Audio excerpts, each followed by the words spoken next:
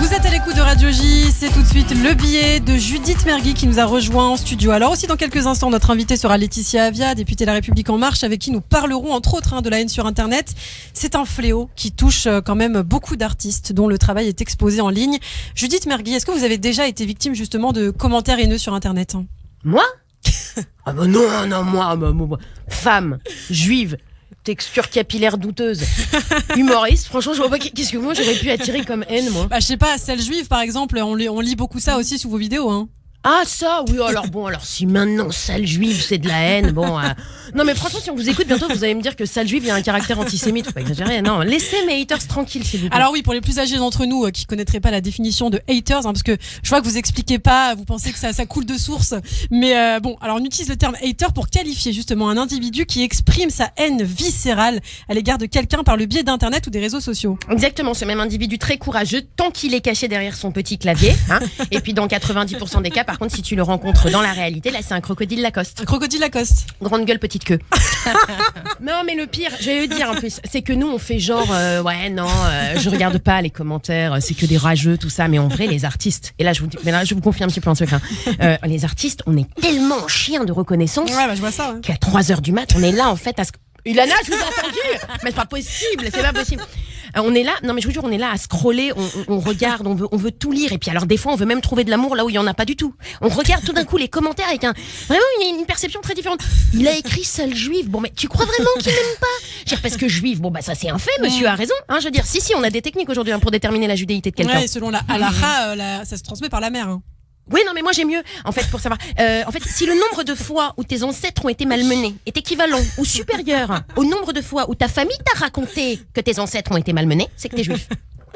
Donc ce monsieur est un internaute concerné qui a fait des recherches sur votre arbre généalogique. Voilà, moi je choisis de le voir comme ça, exactement. Donc, dans un autre commentaire, d'ailleurs moi aussi j'en ai subi des commentaires de haine.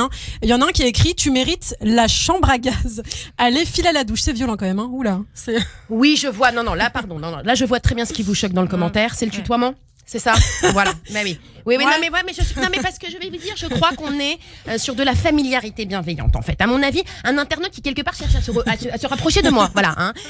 Et puis alors vous voyez tout de suite, regardez, vous remarquez pas les bonnes choses. Regardez cette entraide sur internet. Le commentaire d'au-dessus indiquait sale juive, et là monsieur d'en dessous, bim direct, il offre une solution de nettoyage qui dit à la douche. Mais c'est horrible. En plus il y en a plein, c'est ça le pire. C'est récemment quand vous aviez fait votre billet, notamment sur Alain Soral, je crois que vous aviez récolté des centaines de messages de haine de néo-nazis. On peut le dire, hein, Judith. Oui, on peut le dire, mais alors si vous lisiez votre texte, Ilana, ce sera encore mieux. Je vois que vous avez envie de vous apitoyer sur votre sort, ce n'est pas du tout la technique de mon billet. En fait, j'essaie de montrer quelque part aux auditeurs que avec de l'autodérision, de l'humour noir, ça, on peut s'en sortir. Et vous me plombez complètement le truc.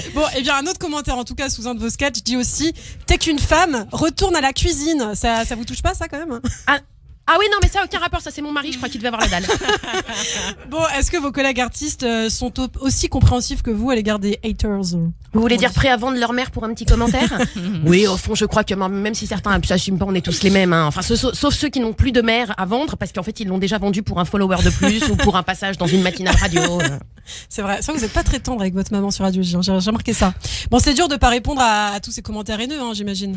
Ah, ça dépend, parce que moi, vous voyez, une fois, j'avais si peu de retours sur mon travail, je guettais un petit peu les commentaires. C'est un moment de solitude terrible. Et puis, il y en a un seul qui s'est décidé à venir m'écrire un truc. Alors c'est vrai que dans son commentaire, il m'a annoncé qu'il voulait venir me brûler vivante dans mes loges. Écoutez, on prend ce qu'il y a, j'ai envie de vous dire. Même si moi, je savais qu'avec les nouvelles consignes incendie, ça allait pas être simple, son projet. Mais je lui ai quand même répondu, et on a échangé. Et ça, c'est pas trop mal terminé. Je vais vous dire, puisque regardez, il m'a même annoncé qu'il allait venir voir mon spectacle. Et attention, un réglo, le gars, parce que je lui ai demandé quand même de laisser son jerrycan d'essence à la billetterie au moins le temps du spectacle, parce que merci bien, importuner les spectateurs avec l'odeur, c'est quand même pas voilà. Et correct, le gars, tu vois, il a pas chipoté, moi j'aime bien de savoir vivre.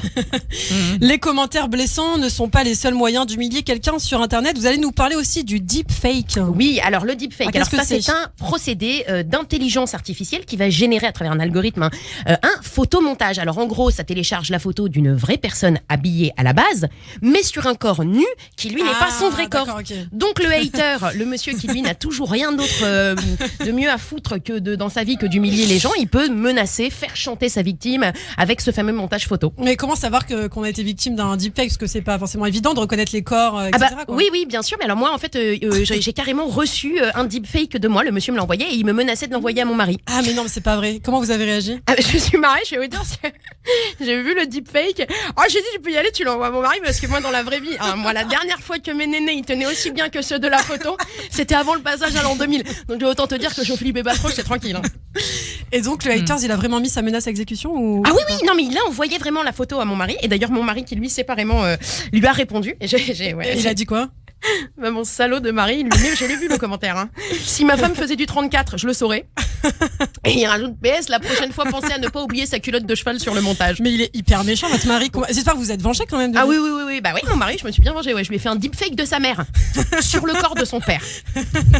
Merci Judith Mergui, c'est bien. On parle des haters ce matin sur Radio J. On en parlera dans quelques instants aussi avec notre invitée Laetitia Avia, députée de La République En Marche, qui a justement porté un projet de loi à ce sujet. Mais tout de suite, c'est le rappel des titres avec vous, Laurence Kahn.